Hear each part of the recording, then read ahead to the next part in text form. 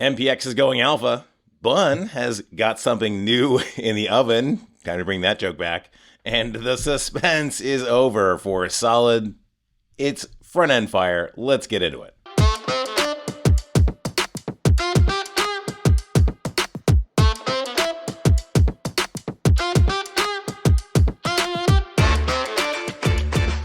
I'm your host for this week, Jack Harrington, and with me are my esteemed colleagues, Paige Niederinghouse. Hey, everybody. And the only other guy to suffer a technical issue on this podcast, other than me, TJ Van Dole. Hey, everybody. Never update anything, people. That's Yes. When something prompts you to update, just say no. Stick on whatever. If you got something working, just stick with it forever. That's the... Actually, my wife just said this to me recently. She's like, every time I update my iPhone or my iPad, it just gets worse. It actually, the quality goes down. Like, how is this happening? But then again, we live in the world of AI coding and all that. So maybe I understand why it is. Could be. TLDR for listeners is that I updated to the newest macOS Tahoe, which was a point release, release. And my mic is totally screwed up. And after many hours, I called it quits and busted out the backup mic. So that's where I'm at this morning. But you know what? I'm here. And this isn't a complex mic. It's a classic USB mic. Yeah. It's a standard Rode mic. Yeah.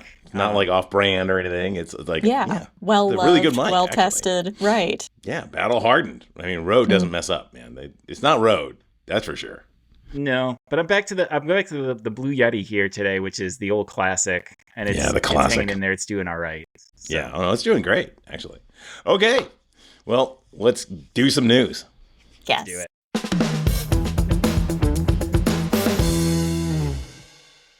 TJ, what's Bun Bacon now? Yeah, I thought we'd check in on the Bun project, now part of Anthropic, as the big news from a few months ago, and they put out a 1.3.10 release earlier this week, and they had a couple different features that I thought I'd highlight. This isn't huge or monumental or anything, but it's just kind of interesting to check in what they're working on. So the first thing is that they completely rewrote their REPL. So the REPL in Bun works similarly in Node. It's just an environment you can run where it's just Bun REPL, and then you can just run commands in the Bun interface. If you want to see the result of a JavaScript execution, or you can import packages, you can do some fun little scripting in there. You can copy things to the clipboard. There's cool stuff. But of course, it's now been completely rewritten in Zig and, is 1,000% faster or whatever the case. And that apparently is a patch release, I guess? Yeah, I don't know. Okay.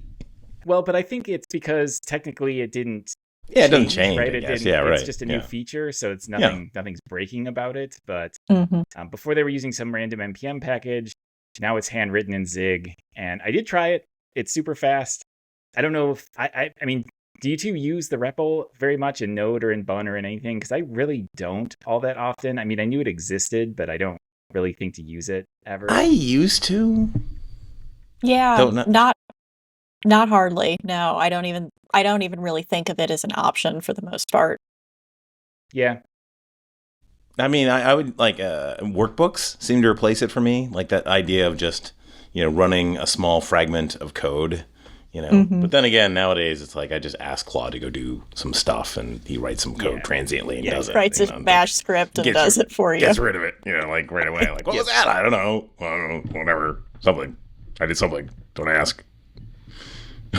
The next feature I thought I'd highlight is they have this new compile flag. So you can use bun build -- compile -- target equals browser to produce a self-contained HTML file with everything kind of bundled into it. So what it'll do is it'll recognize if you're using a script tag, it'll take that source and just make it an inline script. If you have a link rel equals style sheet, it'll inline the CSS. It even does stuff where if you're using URLs in your CSS, it'll inline those with data URIs, which is kind of interesting. Again, this is one that I don't think your common person is using all that often. The first use case, though, that came to mind for this is something like vibe coded, where if you're just spitting out a simple file, and because they even call out that the main use case for this is if you want to be able to run it just from like a file protocol, file : / you just want to double click on the file and run something. So sure. Yeah. If you're building like a quick vibe coded thing and you want to share it without having to host it somewhere, I could see this being useful for that. For our production apps, probably not so much, but it is just a fun little thing that they added. This is Bun getting in with Anthropic more, because Anthropic wants to go and go after like your lovables and that kind of stuff. And a lot of folks use that for building like little handy, office helper apps kind of thing. Might need UI. Yeah. So I think this is exactly that. It's like, okay, I'm going to go build this thing for you. You don't have any. So actually it is for the common people, except that they don't even have a clue what the heck's going on. Right. Or they don't how need it works. They don't know, but that's how it works. It's funny because I remember when vibe coding first became a thing, I was listening to an episode of the Vergecast, just a general tech podcast, and all the hosts had decided to try out some of these vibe coding tools. And it's funny that their biggest pain point was that they didn't know how to run them, because they were they were doing exactly this. Whatever AI tool would spit out an index.html file. Yeah, like what? They were just double clicking them on their desktop, and they didn't know to start up a simple web server. And so, but now with Bun, hey, maybe the AI knows to build it with this mode, and you can just double click to try it out. That's cool. Very interesting. I mean, that's okay. Like, if they don't know how to run it, because I'll fire up Claude, have it build something, and I'm like, okay, I guess you built that. Like, how do I run this thing? Yeah. Instructions, please. Yeah, like, make a readme, please. The last thing I thought I'd highlight in here is, because Bun is also a bundler. Bun is everything. Is that they have an update to their bundler where they are basically more intelligently handling barrel files, which are these. Best way to describe it is probably like when you use a library, sometimes you have a file that just imports kind of everything. Like, especially component libraries are the most classic example of this. In their article, they use an example from Ant Design, where it's like import button from Ant Design. And normally bundlers will struggle with this. In fact, there's some common ESLint rules to make sure you import correctly, so the bundler doesn't accidentally have to process essentially the entire library, whatever encounters one of these bundle files. One of these barrel files. And Bun now just basically has some intelligence around this. And it says Bun's bundler now detects pure barrel files and only parses the submodules you actually use, which is just a fun little optimization that they're throwing in there as well. And then that's basically it. Of course, they end their blog post with all the classic stuff. Their event loop is 2x faster. Of course. They updated their version of JavaScript core, so that made a bunch of things faster, and classic Bun stuff. But yeah, I mean, they're still churning out the releases. They're going full. It seems to never stop with Bun, and we've seen from the JavaScript survey they're growing in popularity, and I think it's only going to increase as they keep pushing cool stuff like this out. Yeah, and if Anthropic keeps promoting them and using them, I think they're on a rocket ship now. Yeah. That's what like that kind of sustained effort thing does. It really, and people see it from the outside. They're like, oh, they're just cranking, and eventually they'll crank to the point where they get to my thing, and it'll be good for me. So I'll get on this train. Okay, Paige, npmx, what's going on with that? Yeah. What is npmx? That's a great question. npmx is a fast modern browser for the npm registry. So you'll actually go to the npmx website and be able to search the entire npm registry, but npmx is all the things that npm has never deigned to put emphasis on. So it makes things easier to find. It evaluates and manages npm packages, so you can quickly see what install size it is, what module format, if there's outdated dependencies, that kind of thing. You can compare across different packages at the same time, which is really cool. So you can see what's newer, what has more releases, what has more downloads, things like that. And it's basically just like a really nice, slick, easier to use interface for npm. And it has just reached alpha version. So they're quickly going towards beta, but for context, it began January 22nd of this year. one of the one of the leaders of the Nuxt core team was frustrated with the npm experience. I guess had an idea to make npmx, put it out on Blue Sky, and within 2 weeks they had 1,000 issues and PRs contributed to it, and it's been going like gangbusters ever since. Go. I love it. Yeah. Yeah. So in addition to kind of what I just talked about, there are some other really nice things that they've added. You can see performance recommendations from E18N directly on the packages that you're about to install. And you can even launch StackBlitz or Code Sandbox demo environments directly from package readmes. So you can play with whatever, if they have a library that's, a component library or something else that you want to interact with before you actually install it, you can put apparently demos in and let people test them out without having to go to Code Sandbox or go to StackBlitz or something else to spin it up and try it. So nice. Pretty neat. Yeah. Yeah. There's a lot of little things I like, because I saw this making the rounds in the newsletters this week, and I checked it out. Like, it's just a lot of little things. Like, they put little keyboard shortcuts next to a lot of the thing. They're kind of acknowledging this. The registry is a power user tool. Like, yes. How often do we go to look up an npm package? So little things like putting keyboard shortcuts. They have links to the source code, so you can just see what code is going to get installed when you install a package, which is sometimes really nice for neat. debugging or looking into what you're going to get. There are badges in here for whether a package has types, for whether a package has ESM or CommonJS support. Oh, that's huge. Yeah. It seems like just somebody just got frustrated enough with the npm registry, just had this like laundry list of things that they wanted, and then they got frustrated enough that they went and just started it. And hey, I think this is pretty slick. Yeah. And the rest of the community was also frustrated enough that they wanted to help add to it. Yeah. But yeah, it's really cool. It's a nice, it's so many, I think, of the features that we've always wished NPM had, but nobody could get the NPM team to take them seriously and actually implement them. So it's really cool that there's now a competitor, and maybe like when Yarn came on the scene, this will push NPM to be better again. Yeah.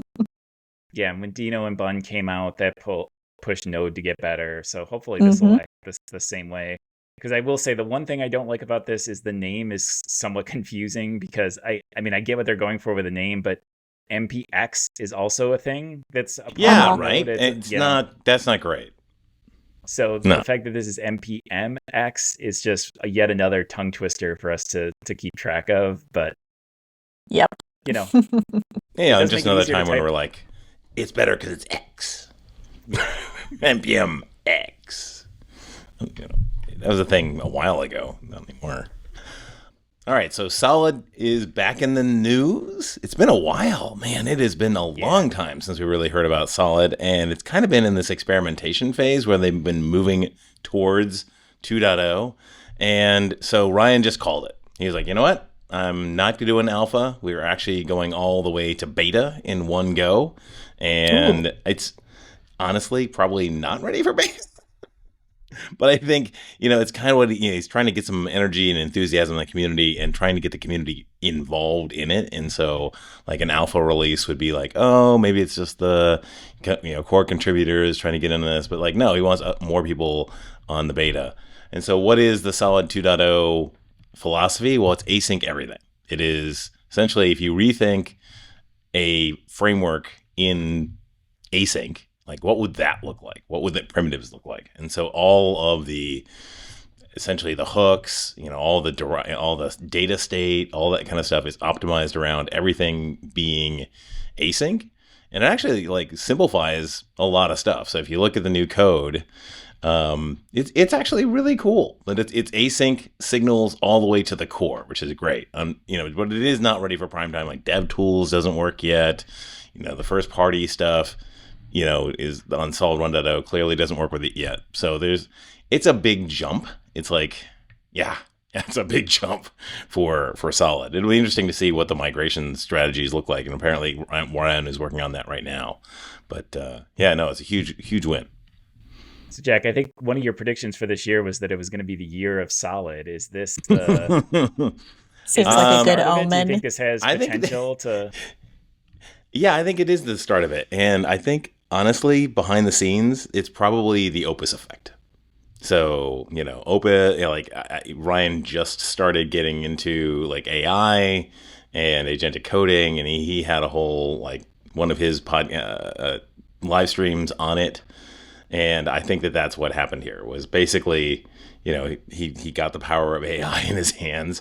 And next thing you know, it's like, oh, okay, actually, we could do this. We can get it out. And that's good to see. If it was going to be a thing by, this year, it would really need to be a thing right now. So I'm glad that it came out. It's a little bit of a surprise to me, but this actually does give me some hope that we're going to get, like, a real solid pun No intended. pun intended. A solid start. Yeah. I do know, the TANSAC folks are going to move fast on it. So we're going to get, the update to TANSAC start for solid, hopefully pretty soon, Yeah. So Ryan took the red pill. Yeah. I don't know. I don't know what solid start is going to do. I hope solid start actually just, like, kind of doesn't let the TANSAC folks handle the full stack framework kind of side of it. But, we'll see. I will say one of the hardest things to do in the software world is get anybody ever to care about your betas or your alphas or your release candidates. This has been true for my entire career in the open source world. It's been true for my career in the paid world, like the enterprise sort of world. You always want people to try out your betas because you want it to be battle tested and whatnot.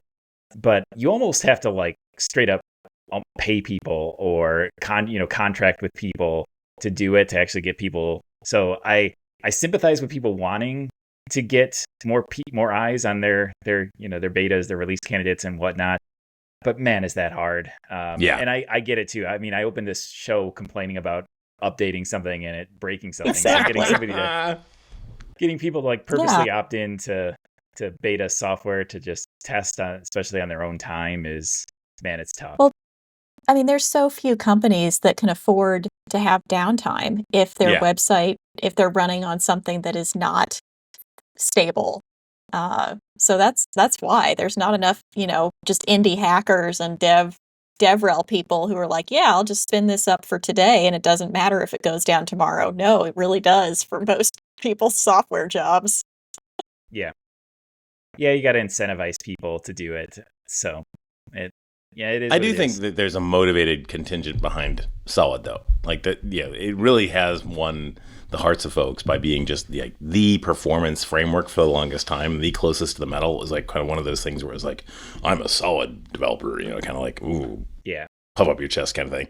And this is that, So it's interesting to me. Like, I will say, having looked at the code, it is a little bit hard. There are some things that are a little bit not as easy in the async world. And I'm wondering if this is going to be the first framework where it's like people don't really know how it works. The agents know how it works, Yeah. Yeah. I've been more willing recently to just use whatever the quote unquote best tool is, even if I don't totally understand it, far more than I used to be able to, because the concern was always, well, if I bring in this tool that's somewhat esoteric, maybe it works a little better for our use case, but if we can't maintain it, then what's the point? That was the argument you always used to make. But that dynamic is changing, and you still don't want to bring in something you totally don't understand per se, but the slider has moved a little bit towards you're okay using something you don't understand quite as much if it gets you a better result. Yeah, I have just recently set up my Mac Studio as like a in-house, like always on machine for OpenClaw, which is, by the way, a little flaky. I gotta say, like it's a weird beast.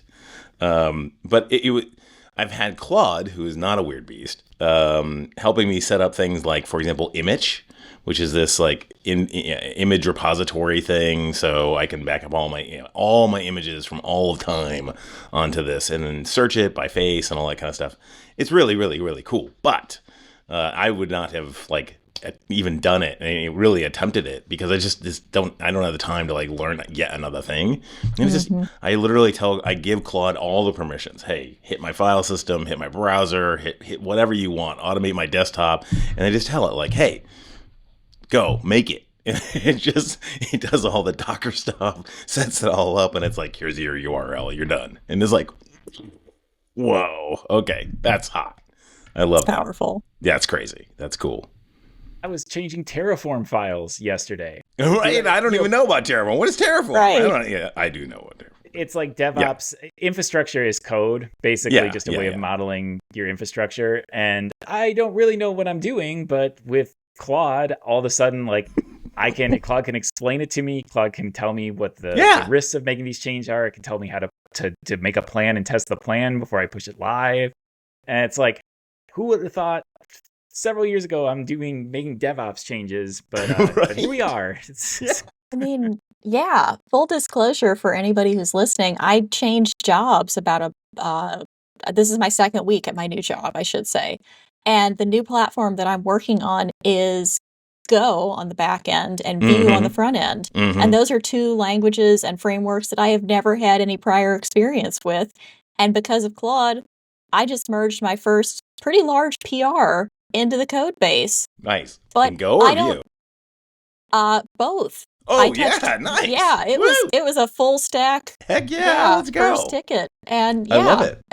I mean, and I don't know Go. I don't know Vue. I'm learning them, but I do not know them. So Claude as my co-pilot is the only way that I'm getting through stuff right now. But man, it's great. And especially for a new code base where I'm like, Claude, I don't know where this stuff is. Help me go find it and be able to understand it. It's amazing. It really is, truly. And it's got a lot of, it sees all of the current code. So it understands the concepts and all that. And you're not like saying, oh, I just want to learn Rust. I'm going to go build a new Rust app from scratch. Right. It's like, then you have no idea whether it's good Rust. But if you can see the existing code and write it like that, I mean, there you go.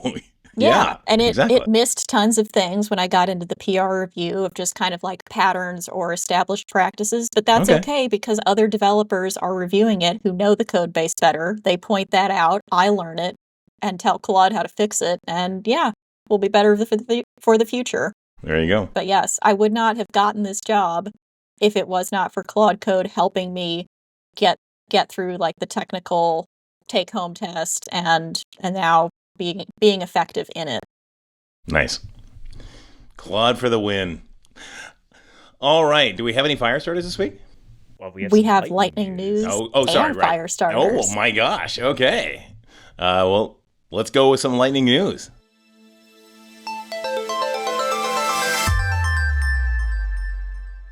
All right, what do we got? I can start us off because mine is very quick. Drizzle ORM, which is a TypeScript type-safe ORM that's been very popular, I would say the last couple of years especially, got acquired by PlanetScale, which is a cloud... Yeah, it's a cloud-hosted serverless database platform that is mostly for MySQL and PostgreSQL databases. And so, they've just acqui-hired the team that works on Drizzle, but Drizzle will continue to just do what it's been doing, which is great work for making easy TypeScript to SQL syntax. But now they have funding, so good for the Drizzle team. Yeah, it is big. It's huge. I've never heard of PlanetScale before, but really? I really like their design of their website. It's just old school, very minimal, and it's fun. It's very fun. Mm-hmm. Yeah, awesome. And then I've got a quick lightning news. The Safari team pushed out Safari Technical Preview 238 last week.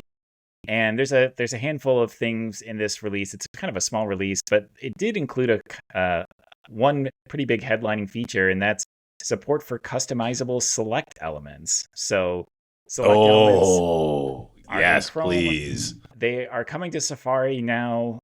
Probably the next, the Safari team usually pushes out their changes tied to Mac OS releases. So it might be a little while before everybody gets their hands on it, especially on iOS. But the fact that it made it into a tech preview means it's coming soon to Safari, which means we'll just need Firefox to get on board.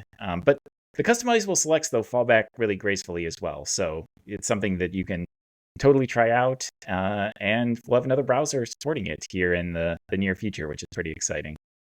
Yeah, Nice. that's awesome. Yeah. Couldn't happen sooner. Please, actually. Please. I'm so tired of pages where it's like the only JavaScript that you have on the page is to actually like make the combo look like decent, as opposed to just awful. My biggest web pet peeve is when people break the keyboard with their custom bastard select elements that Oh, they yes. use. Because Yeah. Yep. as someone who has kids that are a part of a bunch of different stuff, the number of nonsense forms I have to fill out for either doctor's offices or schools or community programs or whatever. And I am a professional keyboard user and form filler outer. I know everything that you can do on the keyboard. I know how to operate radio buttons, selects, checkboxes. I can plow through these forms. And when I get to that select and I type in the M for Michigan and something bad happens or nothing happens more often, Right. it's just, I just start ranting to nobody in particular here in the office just because it just irritates the crap out of me. Yeah. If 1Password can't automate it, it pisses me off. Like, Yeah. Yeah. I Because it type, normally man. does a great job with I that. type so fast. I'm a professional form filler outer. Yeah, I mean, the 1Password thing is literally just like say, oh, okay, do what you got. Yeah, and it's just kind of most of it, But if it can't That's get another like, one. When, the unless these state sites or something. break those too. Sometimes your form is so badly formed that Mm. 1Password can't figure it out. That is that's my so bad. banking site. It is awful because it has two different forms. One where you put in your username and then it takes you to another screen and you fill in your password. And there is something wrong with that username input because my Bitwarden cannot fill it in. I have to go copy it, paste it. It's just so annoying. I hate Yeah. those. Yeah. Test your forms with password managers. Test your forms with the keyboard. If you're listening to this and you maintain a form, try it out as your users are going to try it. Because Yeah, I mean, if you listen to us, like use 1Password or use Bitwarden, like just in general, because gosh. right, yeah, because otherwise you're insane. Yeah, don't it really get helps pwned. with like OTPs and yeah. Oh my god, Passkeys, Face yeah. ID, like all that stuff. They're optimizing for. They can support it. Yeah, it's great. You sign into 1Password, and next thing you know, your life is just easier. All right, Firestarter. What do we got this week? Yeah. Woo! All right. So TJ was just talking about the Safari team, but the Chrome team has a new blog post that's out about the navigation API. It is baseline available across all browsers now. So before navigation API existed, SPAs in particular, single page applications, it was very difficult to mimic typical browser navigation that would happen with a multi-page application. You had to do all this weird stuff for back buttons and rendering the correct views and restart, just like navigating in SPAs was not great. The history API fixed some of it, but it didn't fix all of it. And typically you had to have more than one function that was handling different potential navigation things, where it would be like backwards and forwards, links, programmatic updates.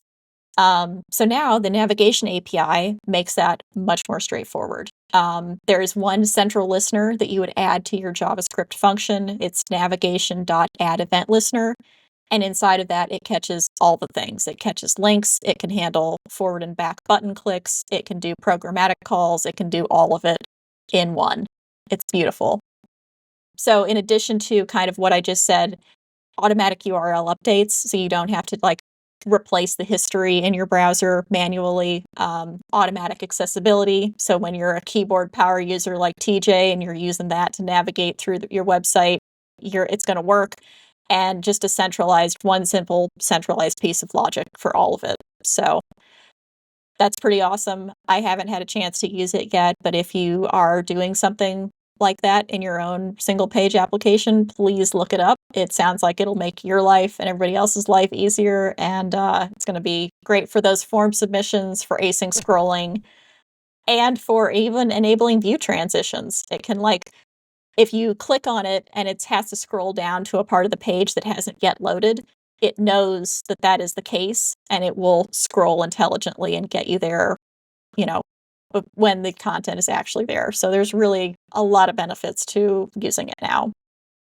That's cool. Yeah.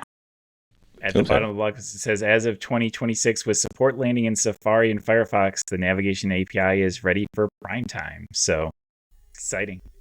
Oh, so good. All right, great. I can't wait to see it in 10 sec start. Okay. Well, let's talk about what's making us happy.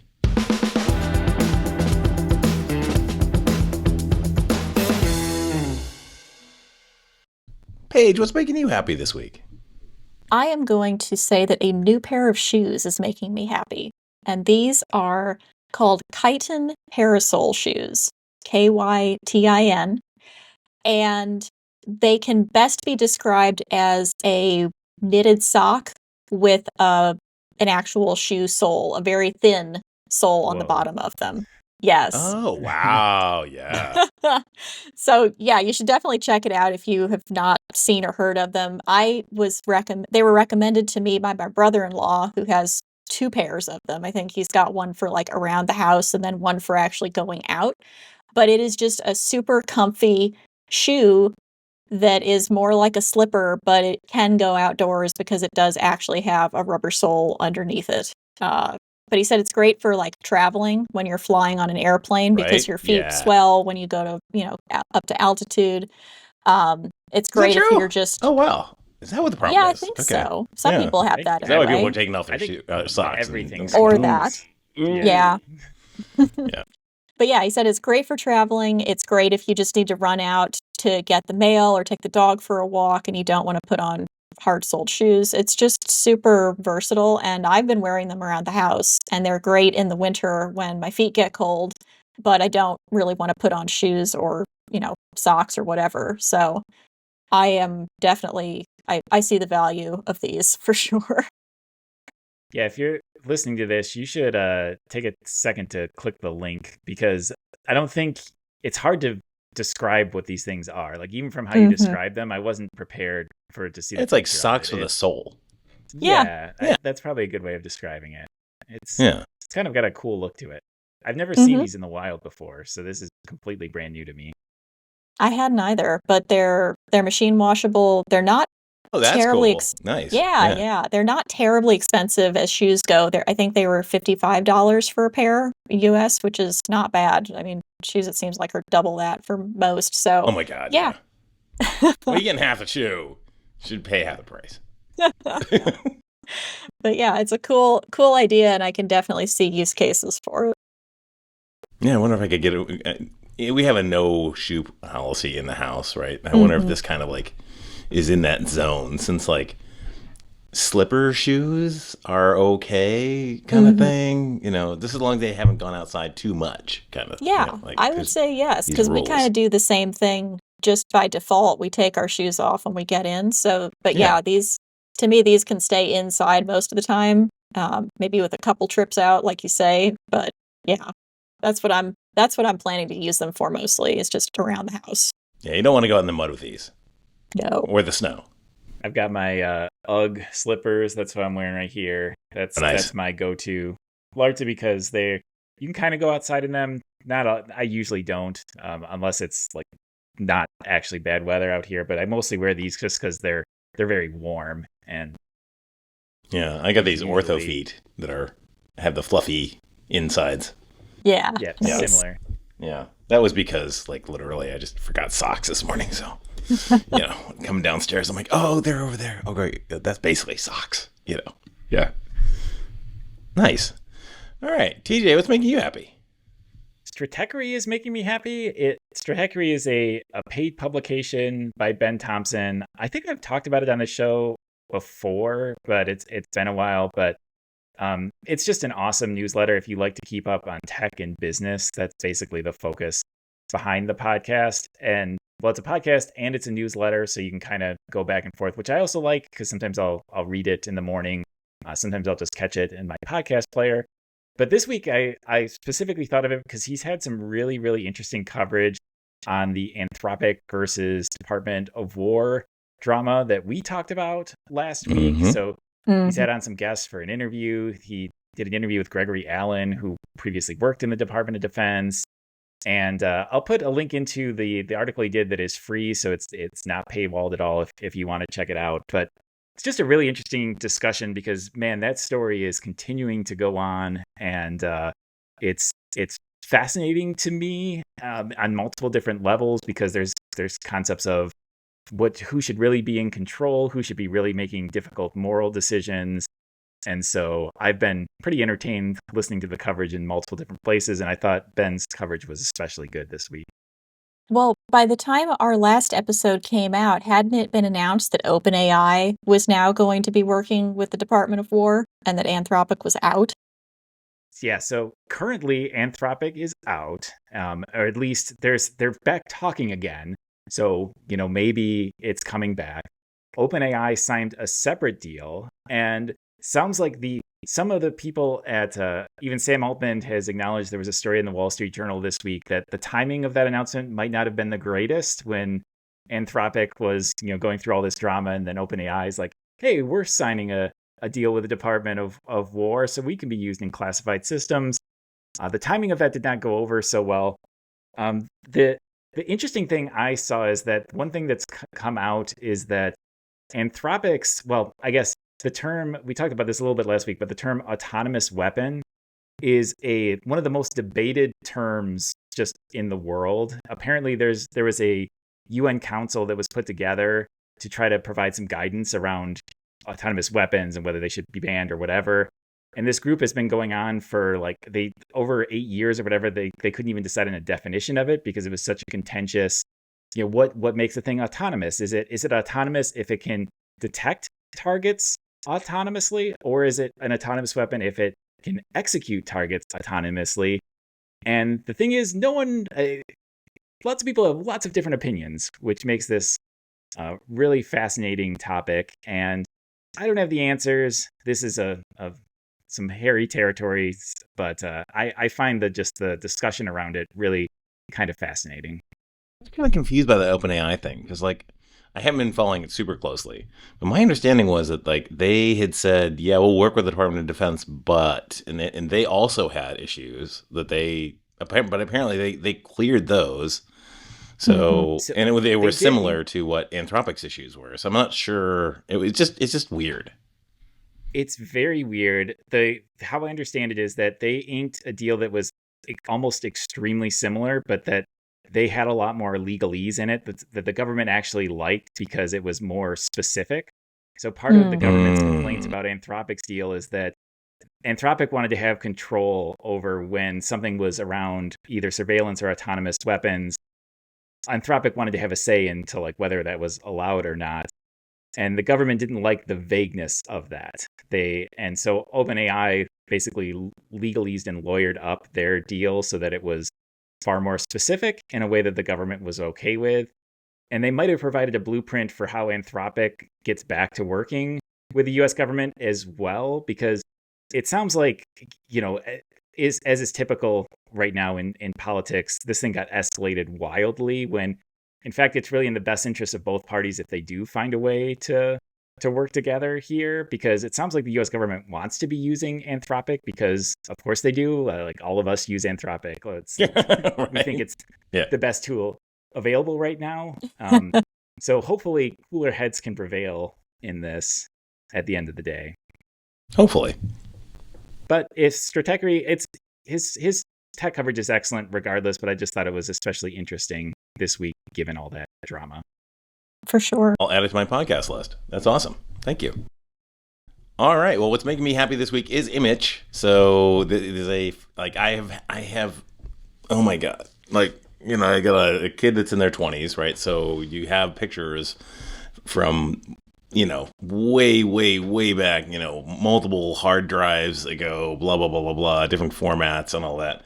And I do want to be able to do things like find old images of old dogs and that kind of stuff, and so having a place where I can intelligently store stuff that's open source and locally hosted and does things like AI face recognition and all that is really, really cool. The one thing that it doesn't do that I would want is pet recognition, But, Claude and I were talking about like some ways, there's that whole plugin infrastructure and all that kind of stuff. So there's potentially ways around that. Like, you only have dogs for certain windows of time. So as long as like the dates are accurate and you can identify a tan dog versus a black dog, then you're probably going to get the right dog, that kind of thing. So, that was important to me. But it's got a mobile client. It's got, you can self-host it on the web. It's Dockerized, all that good stuff. So this is IMMICH, right? Yeah, image. Okay. Yeah, this is another thing. I did not know this existed. I know, right? Photo and video management. Yeah, that's kind of like another life hack is like, if you have one of those things where it's a weekend project where it's like, oh man, I wish I had something that automated blah, blah, blah, blah, blah, blah. You're probably not the first person to ever ask that question, and there are possibly some really good open source alternatives out there for you. So just talk to Claude and be like, hey, I've got this problem. I've got, a movie poster that I put up, blah, blah, blah, blah, blah. And you probably find that there's somebody out there that's got like an app that is specific to that has a flourishing community around it that has like 8,000 plugins. And you're like, oh my God, okay, that's cool. Well, just put that in my Docker compose and away we go. Done. So did they host it for you? Like, is there a cloud version? No, it's hosted on your machine, maybe there is, or but yeah, somewhere. For me, it's hosted like, I just put it on, like I've got, multiple terabyte hard drives, and so nowadays, like, oh God, that's another whole thing is like, the one thing that has literally stumped both Claude and I for better part of a week now is that my Time Machine backup is now over attached to an external net address as opposed to an SMB mount, as opposed to being locally on my machine. And man, it's hard getting that thing moved across. But anyway, that's a whole different side story. Maybe I'll have that figured out by next week. But no, this is great. This is like, and image libraries are not that big. I mean, I guess it also handles videos and stuff like that. But generally speaking, talking a couple hundred gigs, whatever, that kind of thing, depending if you hold like, raw and stuff. Yeah. So now sorry. Oh, well, I'm curious now because this sounds like a better solution than Google Photos, which is what I've been using to back up all the photos that are on my phone and stuff like that. So is it as simple as you have the app on your phone and you can set it to do the same thing? Like as soon as things come into your camera roll, they'll get copied over and then deleted off of your phone. Is that kind of how it works? Yep, it's actually happening like literally right now. Is my cool. 14,000 iCloud images are being backed up onto image.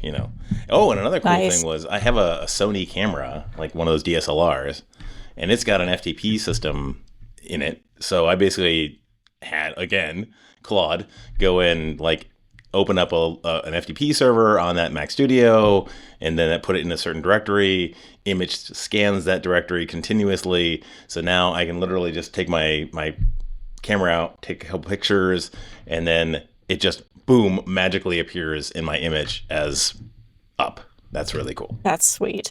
Yeah, that's crazy cool. Are you still backing these up in the cloud somewhere, or are you just relying on your local hard drives? I'm just using, my whole Mac Studio system is backed up to, I can't remember what the cloud service is. So there's that. Okay. Yeah. So yeah. Or like Backblaze or something. Part of that. What's that? Yeah. Like Backblaze V2 or one of those. One of those. I think it's super. Oh, it's a crash plan. It's like super, like, oh my God, the interface is so terrible. Like I don't think I've ever pulled a single item off of crash plan, but still, like having it just kind of be out there, is a good assurance. But it takes like, weeks to do that initial backup. It's fine. I don't care. All right. Well, this sounds like another good front end fire for the week. As always, go and check us out on the Discord channel. Ask us any questions you want. Give us any comments you want. Tell your friends about the show. And of course, like and subscribe. See you next week. Yeah. Thanks, everybody. See you then.